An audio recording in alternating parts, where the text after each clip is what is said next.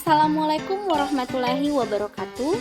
Perkenalkan, nama saya Hadrawati Hasanuddin, calon guru penggerak Angkatan 5 dari Kota Makassar. Dalam kesempatan ini, saya ingin memaparkan intisari dari pemikiran Ki Hajar Dewantara. Ki Hajar Dewantara dikenal sebagai Bapak Pendidikan Nasional Indonesia, memiliki pandangan yang luas akan pendidikan. Menurut beliau, pendidikan itu sangat erat dengan kebudayaan. Pendidikan merupakan usaha tempat persemaian benih-benih kebudayaan dalam masyarakat. Dari sini saya memahami bahwa pendidikan merupakan fondasi atau akar dari sebuah upaya membentuk manusia yang cerdas, kreatif, dan memiliki nilai-nilai positif. Melalui pendidikan, manusia dilatih, dibimbing, dan dibekali ilmu agar bisa tumbuh dan berkembang. Selain itu, dalam pelaksanaannya, pendidikan hendaknya menuntun anak agar mencapai keselamatan dan kebahagiaan yang setinggi-tingginya. Maksudnya, belajar itu harus merdeka. Pendidikan tidak boleh dimaknai sebagai suatu paksaan, melainkan sesuatu yang dapat diekspor, bukan hanya dari segi intelektualnya saja atau yang kerap disebut sebagai daya cipta, tetapi juga dari segi karsa dan karya. Ketiga komponen ini harus berjalan secara selaras sebagai pelengkap untuk menyempurnakan mutu pendidikan negara dan pembangunan karakter bangsa. Murid berhak diberi kebebasan untuk mengembangkan ide, pemikiran kreatif, serta minat dan bakatnya. Namun, kebebasan itu harus dibarengi dengan arahan oleh pendidik.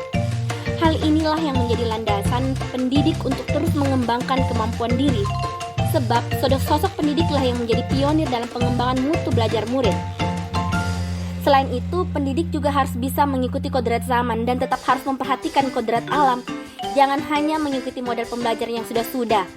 Zaman telah berkembang, teknologi juga berkembang, dan cara berpikir manusia pun telah berkembang.